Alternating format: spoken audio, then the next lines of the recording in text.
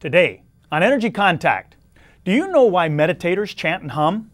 Because they understand what Einstein understood about sound and vibrations and energy fields, and they understood it centuries before Einstein was even born. Well, today, we're going to understand some of it too, and about what it has to do with your aura, and about what it has to do with your health, growth, happiness, self-improvement, and the realization of your full potential. So, sit back and relax. This show is about to get humming along right now on Energy Contact.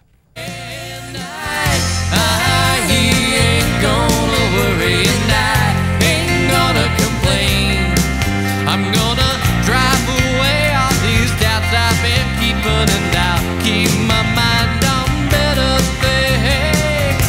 I ain't gonna worry and I ain't gonna complain.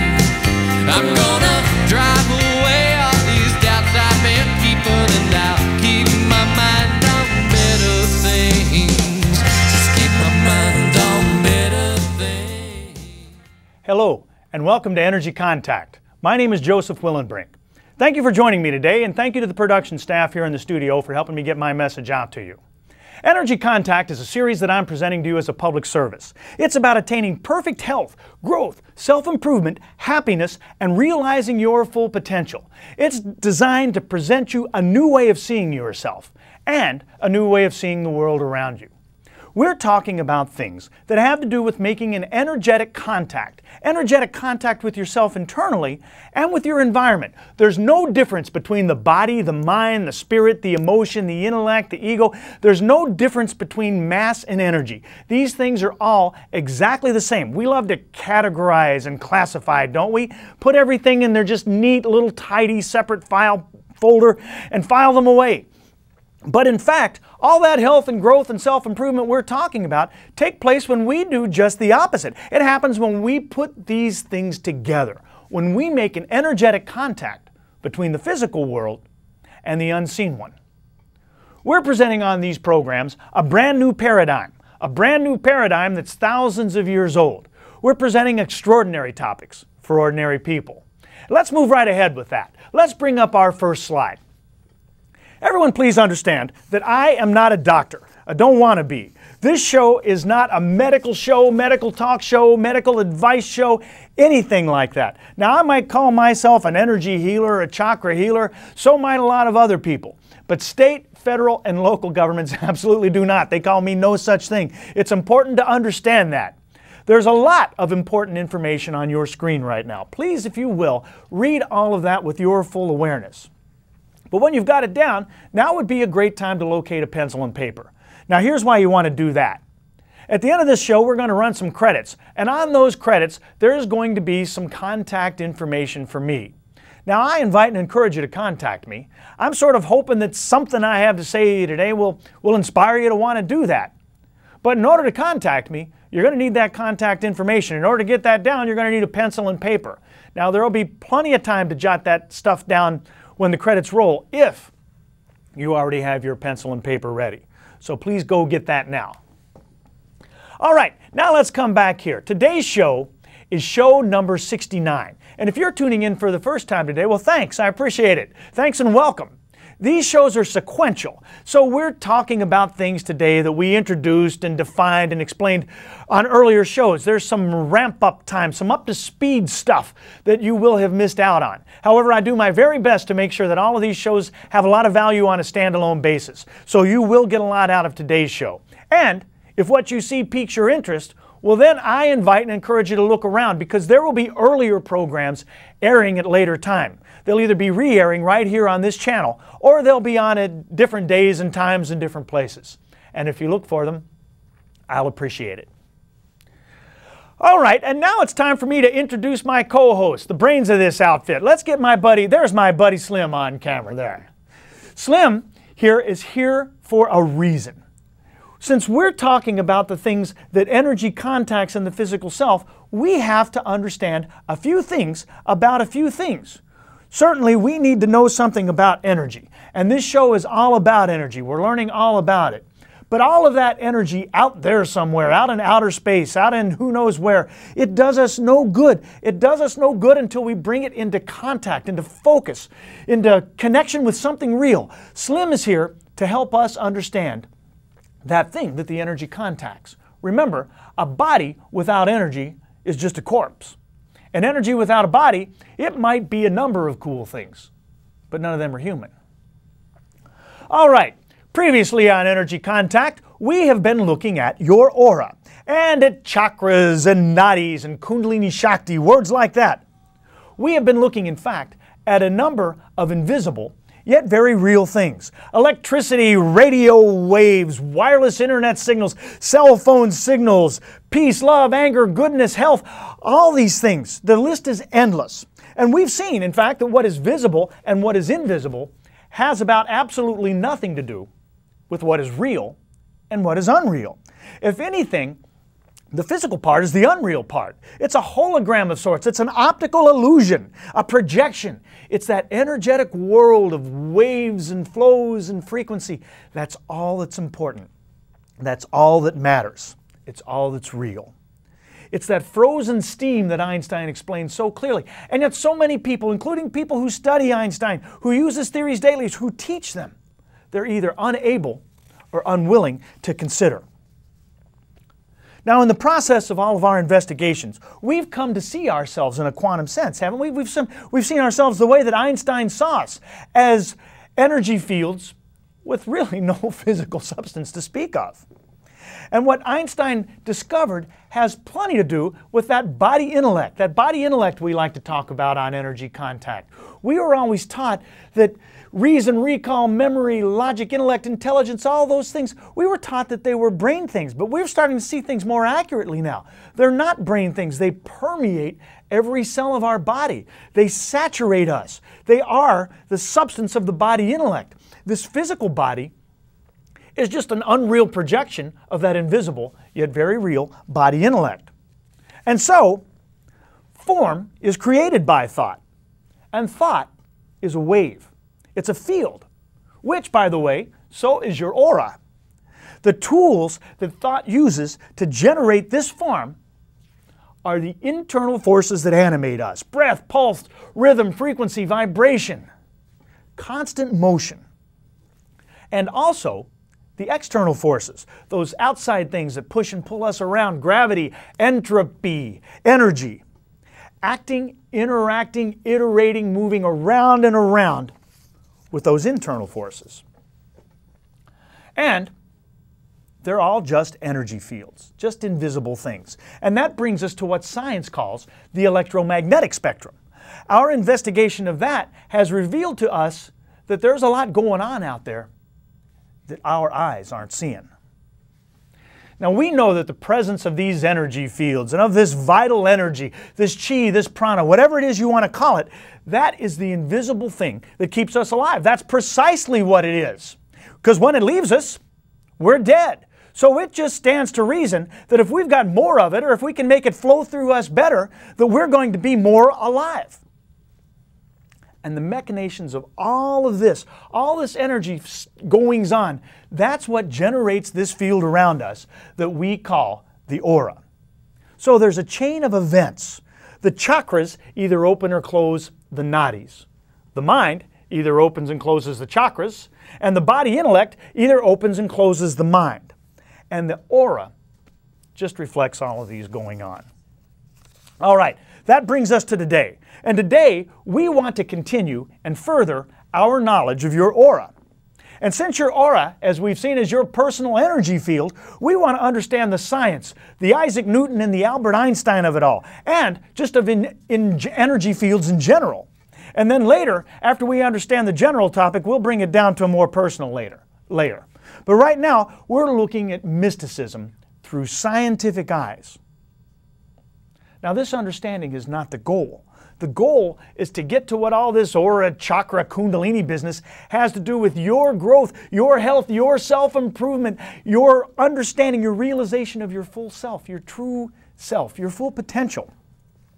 Soon, we'll get our aura analysis up to a point where we'll take all this back and get back to our study of the chakras. But for today, though, we're interested in a couple of comparisons. We're interested in comparing mysticism with science and with the internal forces with the external forces. So, as we look at waves and energy fields, bear in mind that our goal today is not to give you a PhD in physics. We're going to stay very conceptual. But we do want to clear up a false perception out there that all this stuff was just dreamed up by hippies all smoking pot. That's not the case. This stuff is basic physics. It's as scientific as E equals mc squared. Bear in mind, too, that while all this analysis is worthwhile, it also means that to some extent, we're going to be categorizing and classifying. And that's dangerous territory here on Energy Contact. Please keep in mind that if you're not careful, this intellectual understanding of things without the purpose and the spirit that goes with it can take you away from your goal rather than towards it. All right, so that's where we're headed today. But first, we've reached the point where we get to take a break for a second. So take a big, deep breath. We've arrived at the part of the show where we get to take our virtual field trip, our journey in our mind's eye. And for today's field trip, visualize that you are touring a big aquarium. And you're looking at all these fish and all these big tanks all over the place. And there's a speaker who's telling you that fish are, in a way, just filters. They're just filters through which their watery environment flows. Their entire reality, their entire world flows through them. And as it does, they keep what they need and what they want, and they just let the rest pass through. That gives you pause to think for a while. You reflect on the fact that even though these tanks are much larger than the fish bowls you see in people's living rooms, that these poor guys' universes are pretty small things, really. Their food, their garbage, their life, their bathroom, it's all floating right in there with them. It's not really a very pleasant thought, is it? But then you have another little revelation. You look around at yourself and the others in this room. Later you go out and look on the street at the people walking around, and you realize that you're just in a big fish bowl too. Your medium is air, not water, but air behaves like a fluid in many ways, and our fish bowl is closed in too. It's closed in by gravity and atmosphere and the ozone layer and the cloud cover, all of those things. So just like the fish, we have an effect upon what's in our sea. We'll call it our sea. And what's floating in our sea has an effect upon us. Air and energy fields are floating right through us constantly, just the way the water floats through the fish. Hold that thought. Okay, we've been looking at the subtle bodies, the science behind the human aura over the past few shows. We've seen that you don't have to be human to have an aura. You don't even have to be alive. Everything that has energy, and most things do, has voltage and a current. And anything that has voltage and a current generates an energy field, including machines, the electricity that runs through them, animals, plants, some minerals, and you. Every atom of you, in fact, individually and corporately. And on you, that energy field is called the aura. Now, those ancient yogis I like to talk about, they used a lot of terms that we use. They talked about chakras and nadis and kundalini, shakti, prana, things like that. But they did not use the word aura, and they didn't have a word like that. Yet here in New Ageville, we're fascinated with it, aren't we? We want to know what color our aura is, whether it's mauve or chartreuse or periwinkle or whatever, dumb stuff like that. Well, it's time that we move on to some better things. Let's get back to those wise old mystics. They understood a far more real and a far more permanent reality to that. And they referred to this energy field as our subtle bodies.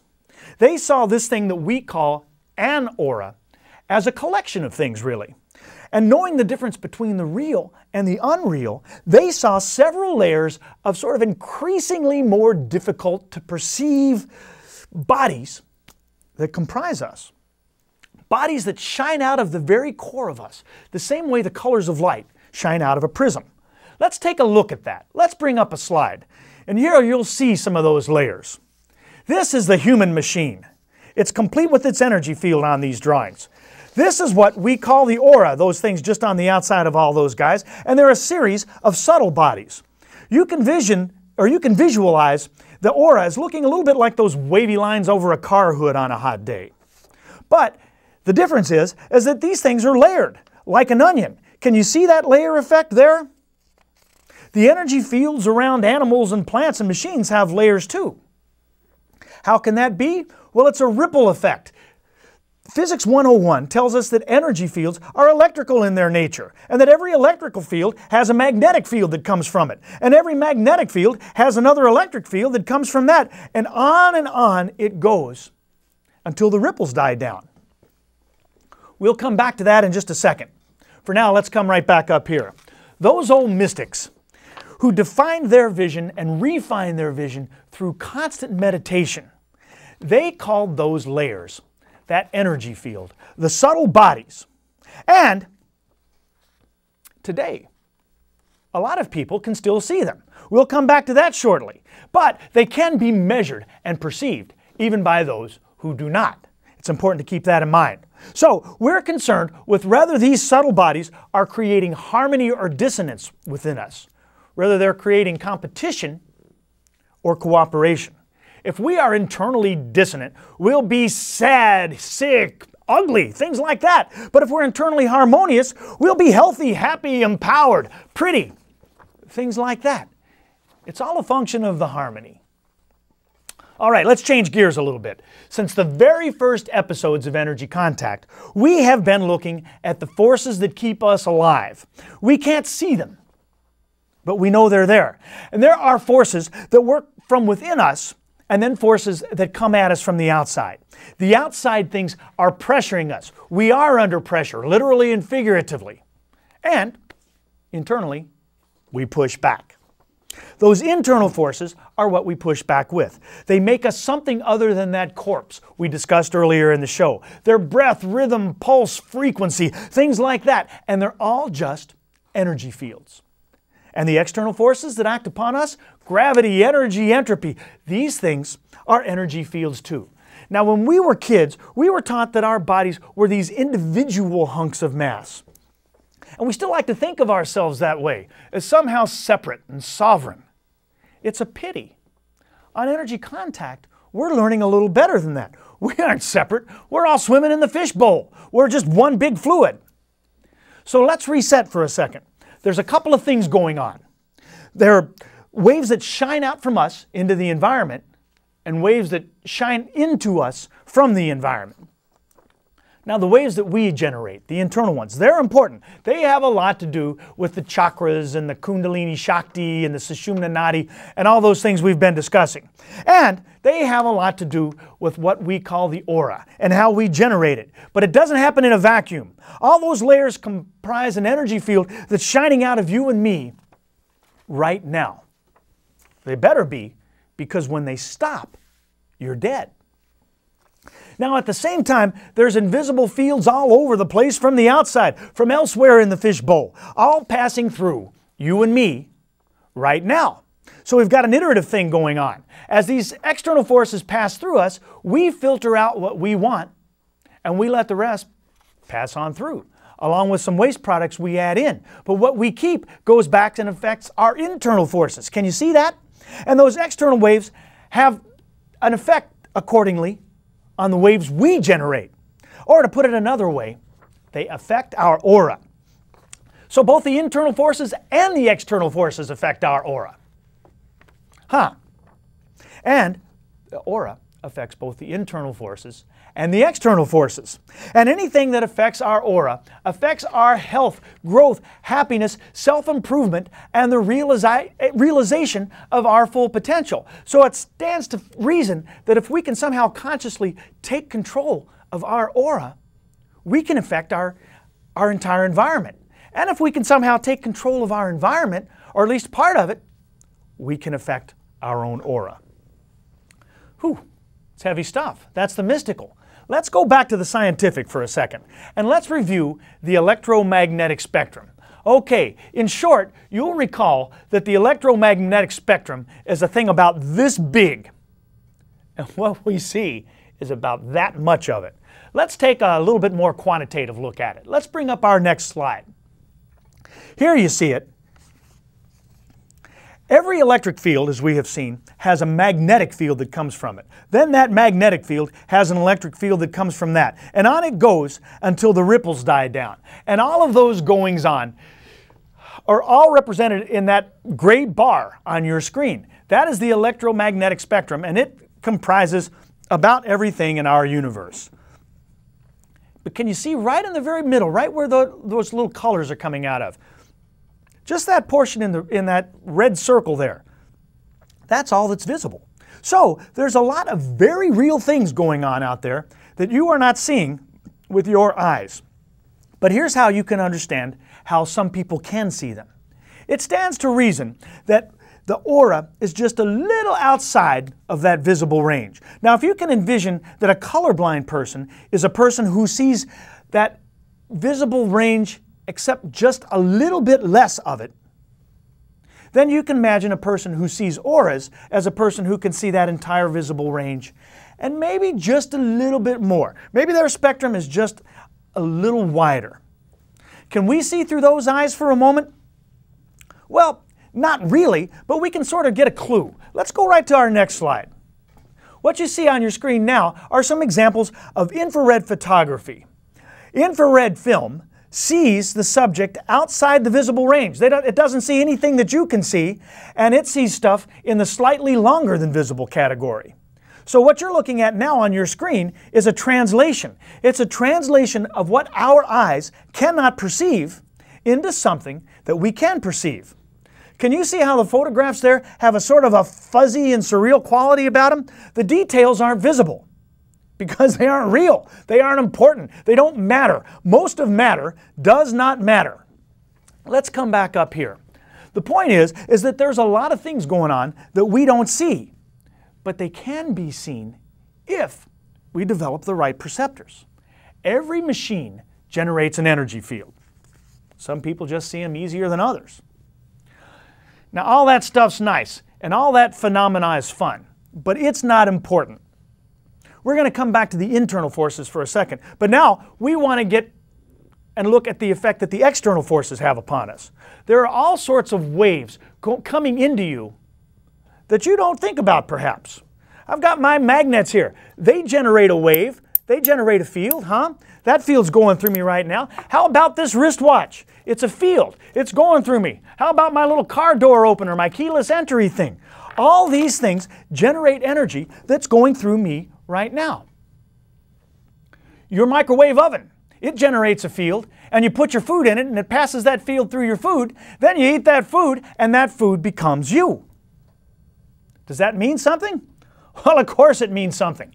Everything means something. Big things mean a big something. Little things mean a little something. Should you take your microwave oven and throw it out the window? Well, I don't think so. Some people do. I think it's a little extreme. But you should be aware that cancers and other autoimmune disorders have increased as technology has. In fact, the rise of these diseases is directly proportional to the rise of technology. You want to keep that in mind. Now, all of the natural external forces, and some unnatural ones, they're all going through you right now. They're all that electromagnetic spectrum. They're moving in a wave-like fashion. They're relentless. They never get tired. They never take a break. They're constantly floating around with us in the fishbowl. We breathe them in, we breathe them out. For example, it's a documented fact that people who live next to power plants have a higher incidence of cancer than those who do not, especially those who live next to power plants back in the mid-20th century before we learned how to shield things off a little better. But even today, if you live close to one, you're still at risk. Why isn't the Cancer Society telling you that? Those power plants are not emitting any kinds of toxic chemicals. There's nothing leaking out of there. Nothing's being disposed of properly. Nothing like that, at least not in the physical sense. All that's coming out of them are waves that are a part of the electromagnetic spectrum. That's it. So what is it about that? What is it that's coming from those power plants that's killing you? And what is it in you that they're interacting with? How about nuclear power plant explosions? Anybody ever heard of Chernobyl, 3 Mile Island? Remember those? How about atomic bombs, Hiroshima, Nagasaki? The lucky souls were the people who died with the blast, who died with the impact.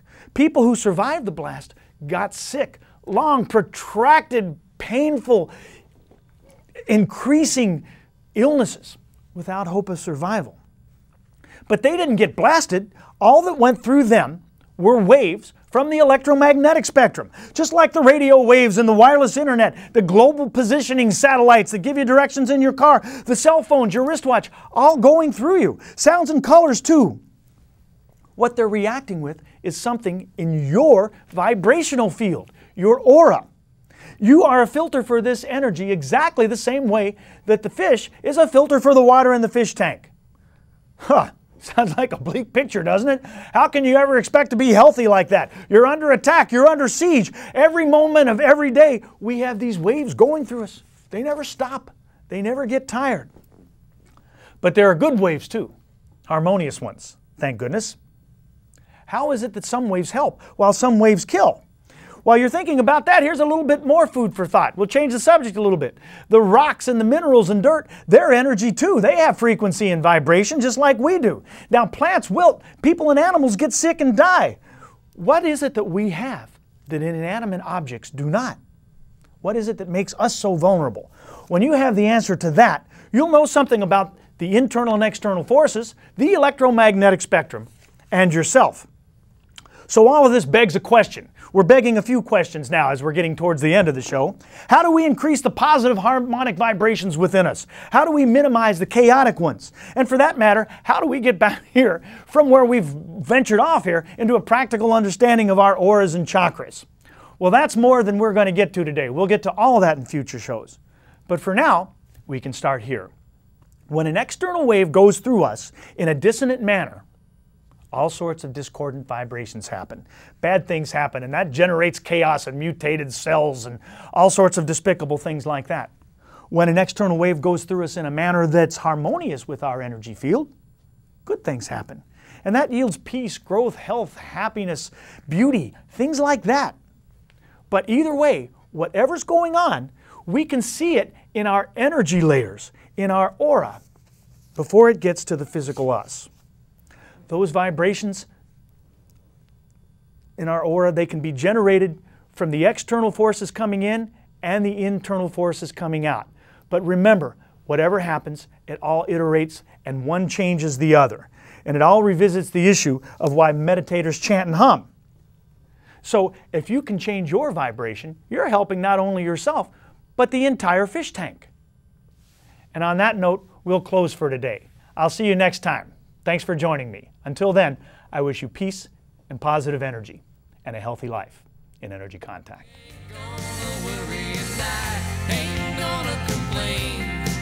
I'm gonna